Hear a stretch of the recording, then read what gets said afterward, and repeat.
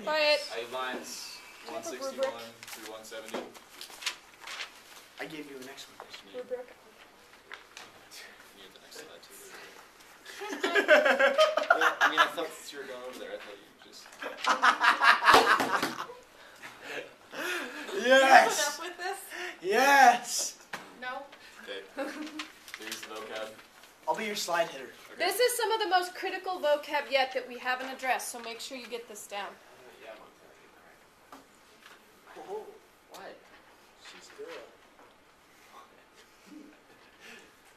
Alright, so the first one's cell production, and it's modern adaptation of assembly line production, and tasks are completed by teams called cells.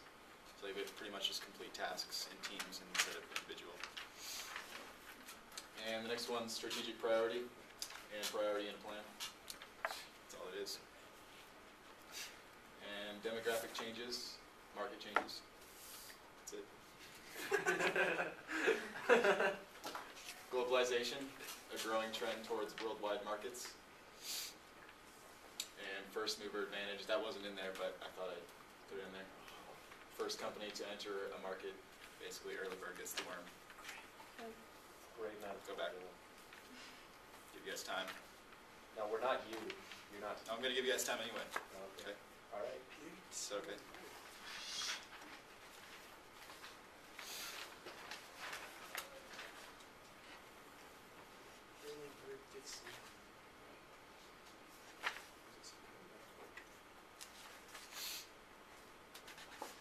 You get these down, Scott? Yeah, I got him. Montana? Yeah, I got 'em. There you go. I got him. Okay, guys, I want to expand on your cell production definition a little bit. This is a higher level term, so I would not expect that they would give you a question with cell production in it. But if you understand, it might be a really good plug for you to get extra points. Cell production is modern production that adapts the assembly line production, just like he said, using teams to complete certain tasks. Each cell is given responsibility for carrying out a complete unit of work in the production process. Cell production is often combined with just-in-time. Just-in-time. So they go hand in hand. A team completing a task all the way through. Okay? It can lead to greater staff motivation due to the variety of work, opportunities for the team working, and for taking more responsibility. So it's a higher level, it's going along with just-in-time. You have a team that works on a cell production. So instead of just doing one tiny task on the assembly line, you and your team are maybe responsible for, say, the interior of the car. Okay, another cell is responsible for the exterior of the car. Okay, sure hope you guys know this. Dylan. Alright, here's questions. First one, recommend a plan that would prepare RDB for the 21st century that would satisfy both Montana. Valdemar and Anna. Anyone have any suggestions? No? No suggestions? They just don't really have a middle ground because they're polar opposites. So I feel like if you did something in the middle, both parties would be unhappy. I suppose. But You could just keep it how it is, and then kind of become more socially responsible. I mean, I just thought maybe you could use a little bit of both. Yeah. Maybe keep them happy, but I just don't think Anna would go for that. I mean, if he wasn't going to do it, she was going to go over his head. So why would she go for middle ground when she could go for the full thing? Is she going to leave the company, though, to go seek employment somewhere else? What is the risk of him not honoring her input? Or starting a new company? Being able to keep it in family? Yeah. I mean, she does have that. She's got that on him, that he's hoping that she's going to take over. But doesn't he also not want her to take over because she wants to change everything? I don't think it's that he doesn't want her to take over. I just don't think that he is flexible enough to see where her agenda is going to benefit the company. frankly, I think we have seen no data. We have seen no forecasting. We've seen no balance sheets, income statements. We've seen no quantitative data. I think that that's a big component that's missing, and I wouldn't be surprised if they asked you and that was what you were to respond on.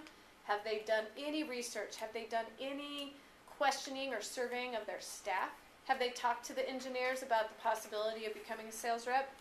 Have they talked to the employees about, do they like this paternalistic style? Well, we've got kind of a summary, but we don't have a lot of research backing it up.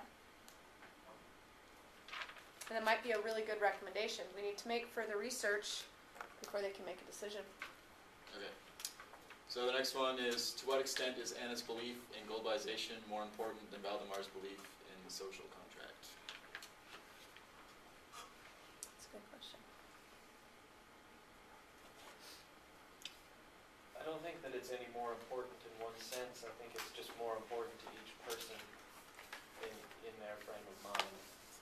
Because Anna's completely set on globalization, and social contract doesn't mean nearly as much to her. And Valdemar is set in his social contract with people, and globalization is a key factor in his head. That's just the generation Go gap. ahead, Lily. I think Anna, because she talks about a social contract too, and like being socially responsible, but for her it's more of like focused on the ecosystems instead of the specific people, and I think she wants to help, like, she just has bigger visions than that.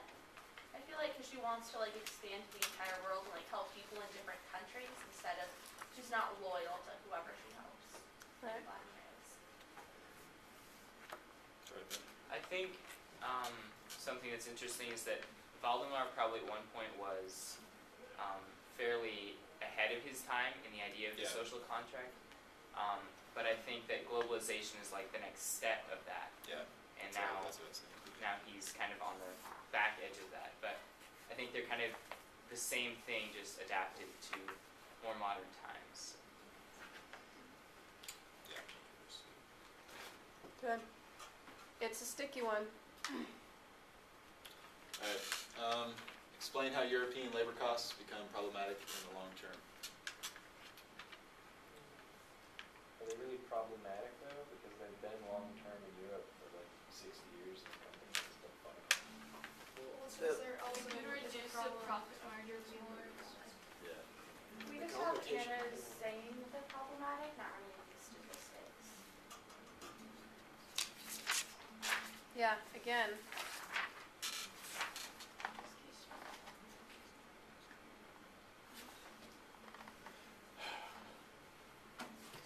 European workers would be too expensive and uncompromising.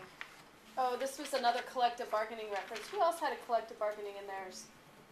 Sierra did. Yeah, Remember, what did I tell you about collective bargaining? What does it imply? but it's a union. Yeah, Yeah, that they it's- work within a union. So it says when engaged in collective bargaining. So how does private business practice feel about unions in general? I don't like that. Yeah, they don't like them. Big fan. And we are looking at an old school management structure. We could assume that there's unions. To set aside the unions would save them a lot of money. Okay, and it is pretty progressive business practice to not accommodate unions. But you have this paternalistic led company that's relying on him. Again, have you talked to your employees? Have you asked them how they feel? Now, again, collective bargaining is going back.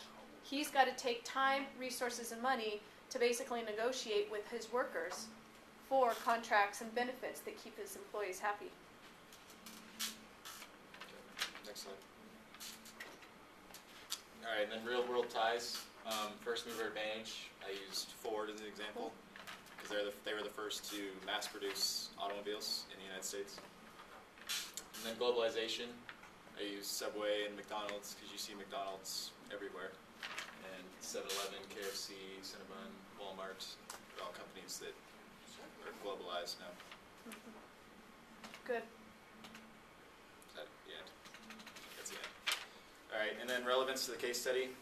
I said it just sums up the generation gap between, or showing Anna looking more towards the future, and Valdemar still in his old school techniques of kind of keeping it in the family and stuff like that. Okay. Good job. Let's give Dylan a hand.